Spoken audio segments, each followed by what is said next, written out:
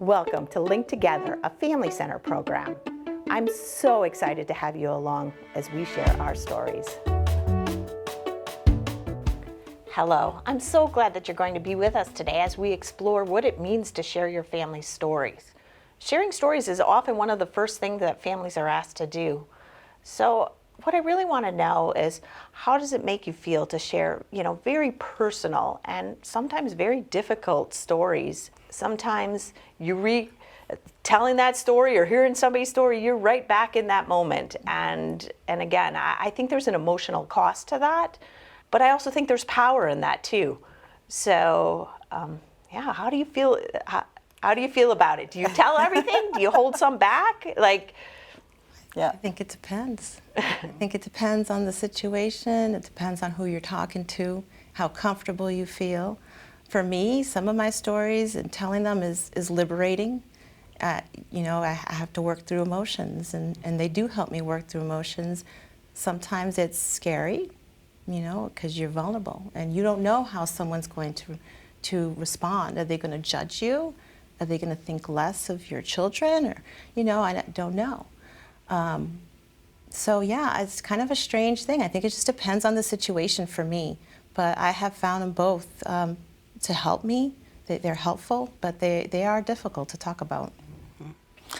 So we've been telling our story a long time, and I've gotten used to it. I've even gotten used to it to where I can kind of steel myself when it gets to some of the tough parts of the story. And it is definitely situational as to how much I want to share and when it's appropriate. I will never forget how many times we would be in a grocery store line, and my two children there, one with very obvious physical disability, and have the person behind me think that they had the right to say, "So what's wrong with your child?" Mm-hmm. And I assume wanting to hear the story. And so depending on my mood, I could use that as a teachable moment. But other times I just had to say, there's nothing wrong with my child. We just have some medical things going on. And then turn around and get my groceries out the door. So it's very situational. And then using that story to hopefully create change. And so those times when you're in those right environments to do that, whether it's with a physician and creating change in the moment of how they perceive the health care of your child, to larger opportunities if you're presenting at a conference or whatever. So it's situational, but I have learned to work through the struggles, but sometimes people get me. You said the grocery store line, and that brings back memories for me because my son wore a helmet, and I remember having the, for his craniosynostosis, and it was the cutest thing, and I thought he just looked like such an adorable little thing with his big cheeks. But I had comments and the snickering and, the whispers, don't ask, and one, I'll never forget, one older gentleman said to me, "What, did you drop him on his head?" But those are the moments where I did not have it in me to respond. I didn't laugh. I hardly acknowledged him because it just was heartbreaking. Yeah. I think sometimes you don't have the bandwidth to respond. There you go. Sometimes you just have to sit and evaluate. Do I give the 90-second spiel of what we're going through, or do I just completely dismiss that you've said something? For me, it was definitely situational, but I think, when we first started, I felt like talking about it made it too real, so I didn't want to. I withheld what we were going through because it was something about saying it out loud. I don't know, it made it just so real for me. I felt like if I didn't talk about it, I wasn't dealing with it. Like if I didn't talk about it, it wasn't happening. So I withheld it for a long time. And I say a long time, but I at 22 weeks pregnant, through. I didn't share with our family immediately what we were told prenatally because I didn't want them to know, I guess. I don't know. It was just, it was a sense of almost a shame. I was embarrassed. I don't even know. It was just so many different emotions for me. So I didn't share. When I decided to share, I think that's when I realized you have to choose what you share and with whom you share it. Because now I'm talking about it more, and you've got people saying, and I know people mean well most times, but doctors, they don't know, and doctors this, and so to some degree it's like, now I wish I hadn't said anything, because we're going through the doctors don't know, but you can't strip away facts even though you believe something different. Like they have to mesh together, kind of, you know what I mean? Like, and so I withheld again, because I didn't want to hear, oh, don't listen to them, you know, don't listen to what they have to say.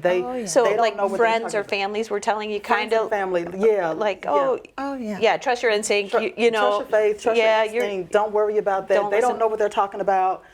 Just don't listen to what they have to say. And I believe that. But I also know you have to hear the facts too. Right. And you have to find that balance of what you're being told and letting your faith play out. And then after Elijah was born and he started to do well, or well with what we are living with, I didn't want to share because I felt competition. Like when I met other trisomy 18 families, and it was all just social media. It was never in person or anything, but like there was this, oh, well, your child is doing better, or your child doesn't have a trach, your child doesn't have a G-tube. So I felt like I wasn't a part of the community. Yeah. Right.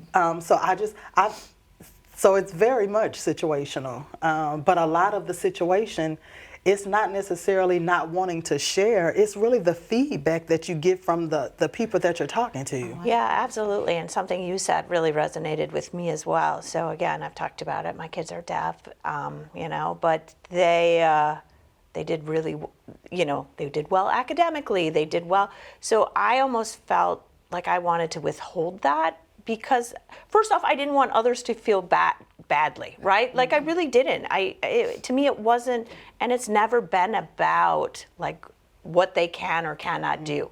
Like, and so I felt that sometimes some of that pressure of, oh, well, they can do well because of this, or, you know, and I just never wanted it to be about that. I wanted it to be more about the experience and our shared experiences versus what actually they could or weren't doing at the time. Yeah, I've had moms, and specifically moms, just because of the group that it is, a social media group.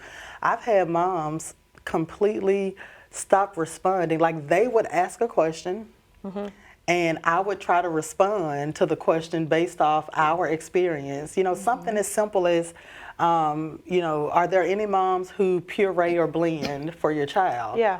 And so I'm jumping in because we puree all of Elijah's meals, and I'm trying to give a comment or a response.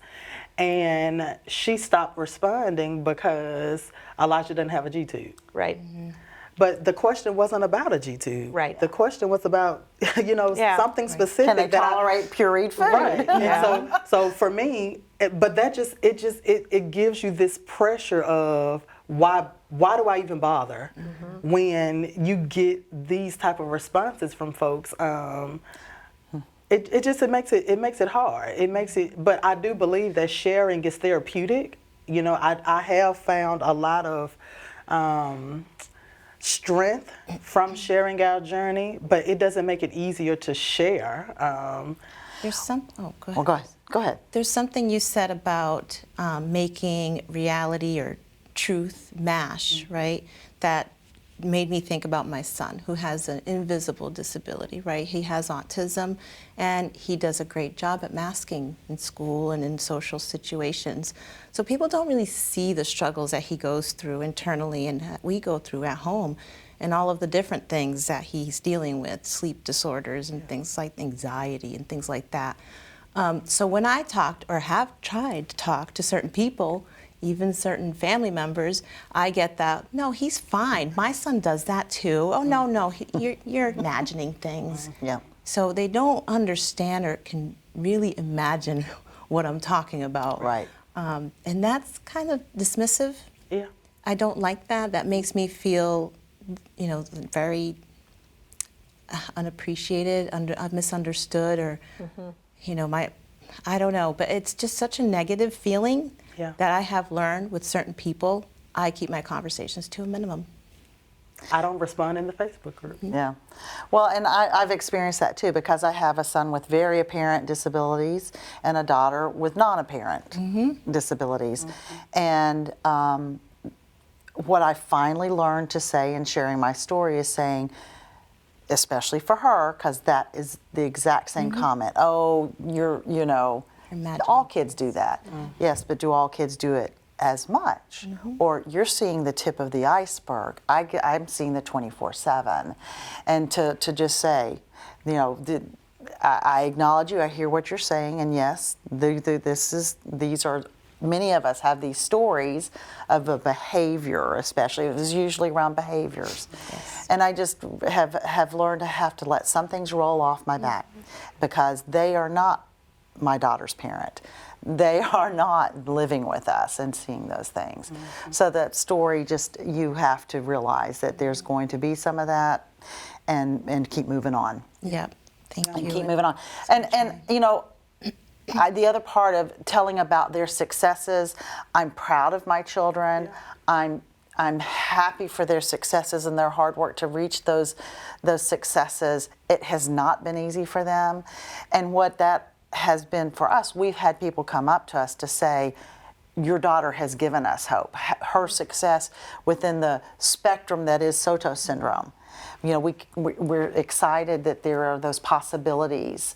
And so I'm okay with telling about her successes and realizing there's relativity to all of our stories.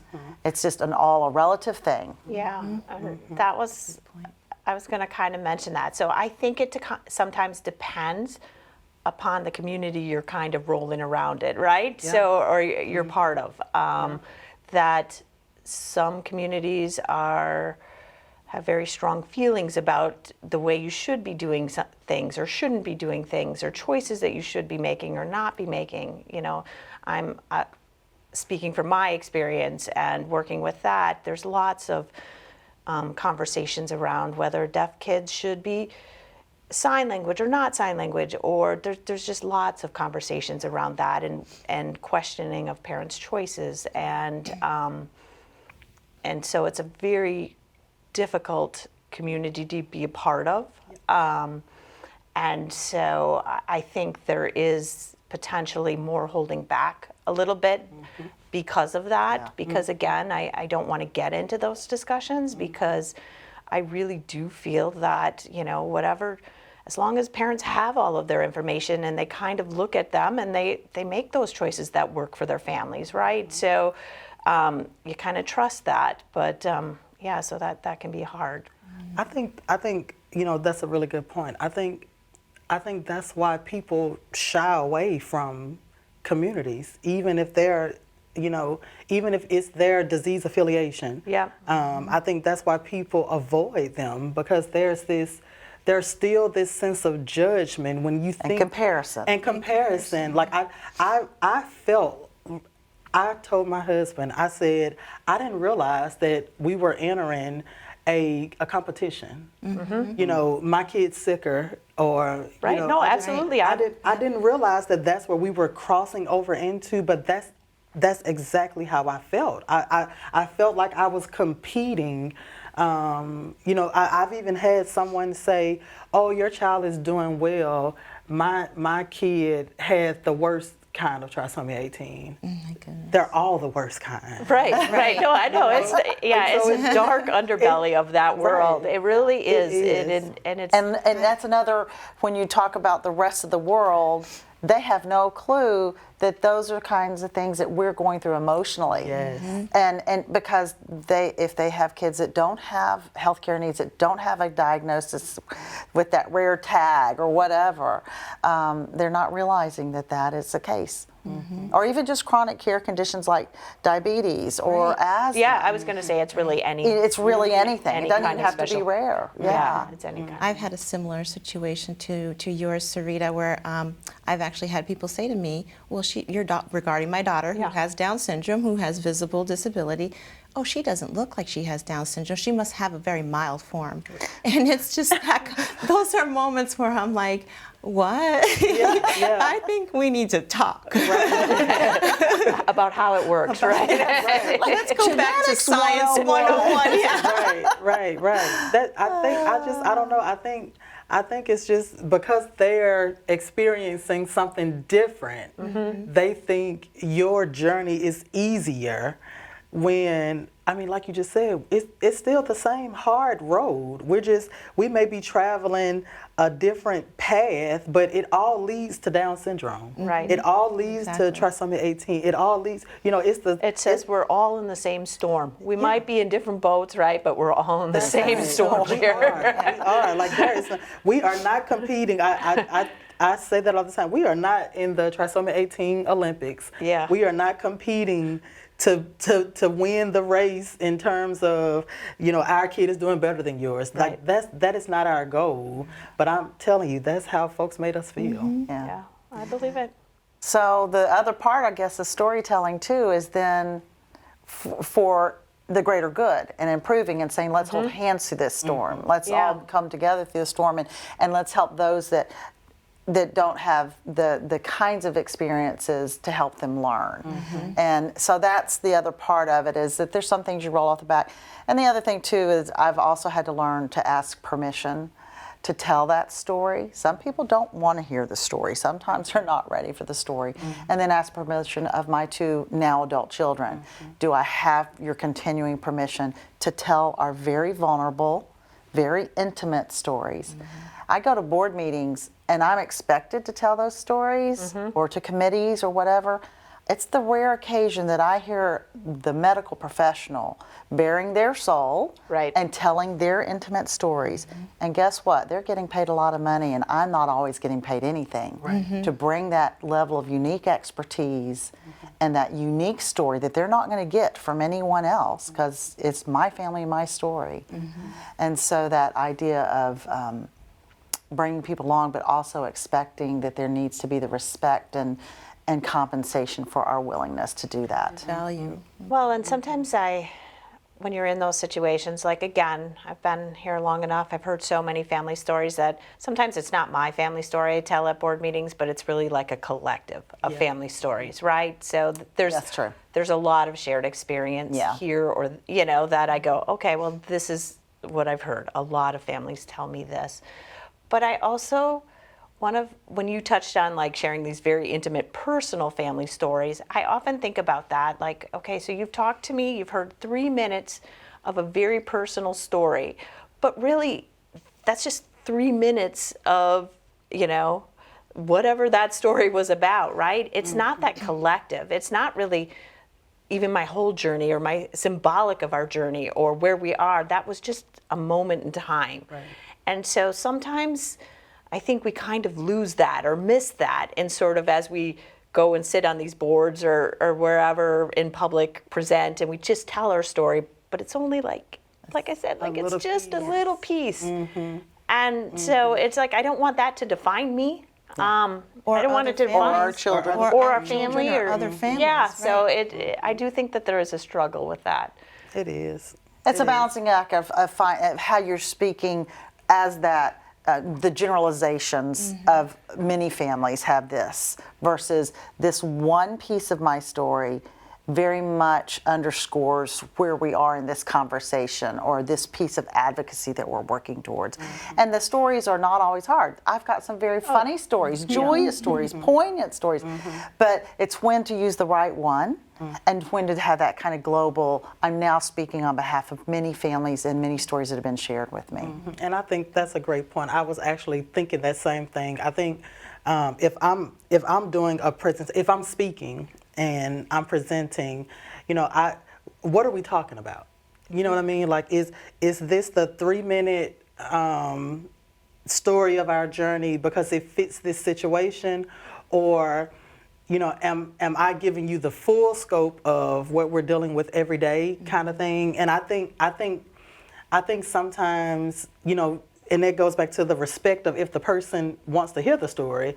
I think depending on where in the room I am and the scenario, you've set yourself up to hear my story, whether you want to or not, because you've invited me to the space. Yes. And so if there's no clear distinction of we want the 90-second overview, then I'm going to share as much as I can to fit the mode, right? The mood, and I'm not going to let you dictate. But that goes back to that 3-minute, not wanting to be encompassed in that little bit, that bubble. I'm going to take advantage of the opportunity, because now I feel, because Elijah's story is so different, I need to share it.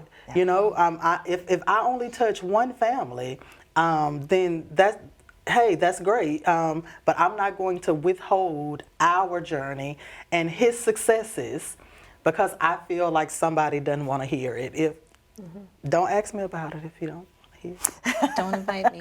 Don't invite me. Yeah, I mean, because it's his story to share, and it's unfair And it's for me valuable. to feel it is valuable. All of our stories are valuable, but we're cheating ourselves if we continue to, I feel like I was cheating myself if I continue to let the pressure of nobody wants to hear it or somebody's judging me or this. That doesn't take that feeling away.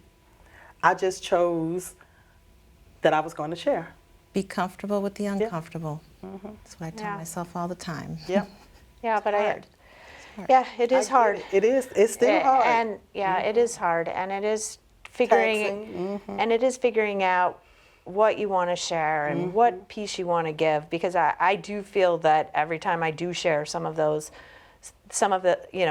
stories, that I do give you a piece of me, so I feel like I'm trusting you with that. Yes. And so it's whether you deserve that. That honestly, I feel, because I mean, you guys might find this hard, but I really am a fairly private person, and I don't like to share some of that or some of the struggles or some of the worries, and so for me, it really is, do you deserve to hear a piece of this? That, because I'm giving you a piece of me, right?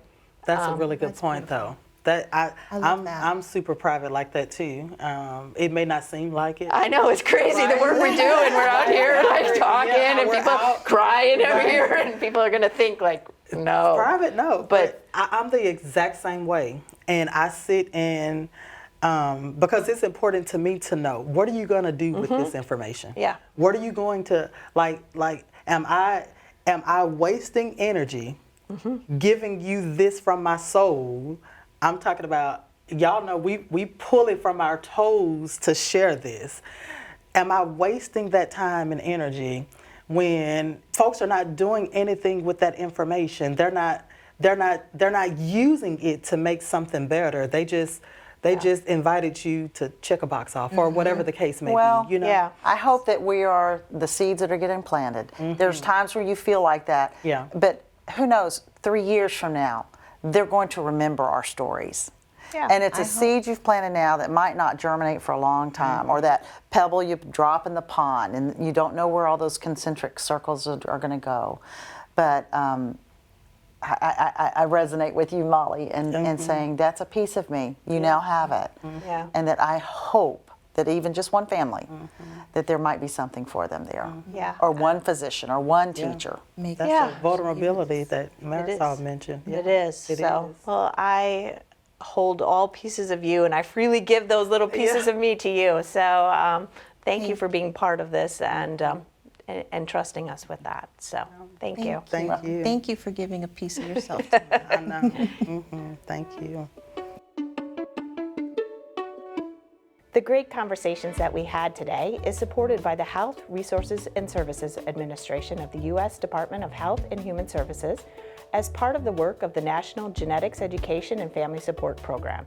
The contents are those of the participants and do not necessarily represent the official views of, nor an endorsement by HRSA, HHS, or the U.S. government.